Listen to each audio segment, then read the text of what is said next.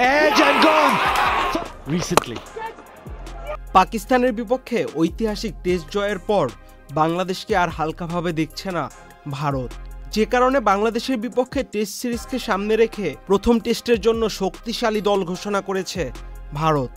দলে খুব একটা চমক নেই টিম ইন্ডিয়ার। প্রথমবারের মতো টেস্ট দলে জায়গা পেয়েছেন বাঁহাতি পেসার যশ দয়াল। এছাড়াও দলে ফিরেছেন ঋষভ পন্ট। এই উইকেট কিপার ব্যাটসম্যান সর্বশেষ টেস্ট খেলেছেন 2022 সালের ডিসেম্বরে মিরপুরে বাংলাদেশের বিপক্ষে। এরপর ঋষভ পন্ট সড়ক দুর্ঘটনার শিকার হন। দীর্ঘ বিরতির পর আইপিএল দিয়ে ফিরেন ক্রিকেটে। এরপর ওয়ানডে টি-20 দলে ফিরলেও ফেরা হয়নি টেস্টে। আবারও বাংলাদেশের বিপক্ষে টেস্ট দিয়েই ভারতীয় টেস্ট দলে ফিরছেন মারকুটে এই ব্যাটসম্যান।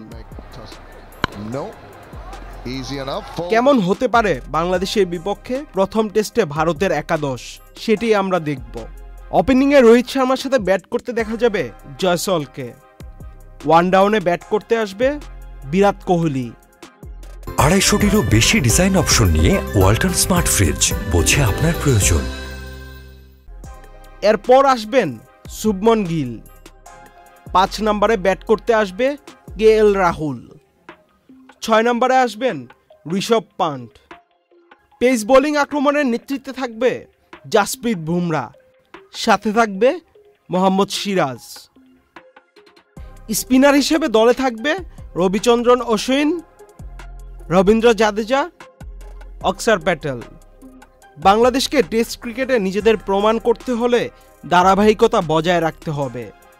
পাকিস্তানের সাথে ঐতিহাসিক সিরিজ জিতে উজ্জীবিত বাংলাদেশ দল এখন ভারতের সাথে কতটুকু কি করতে পারে সেটি দেখার বিষয়। আহমেদ শাফি, চ্যানেল আই।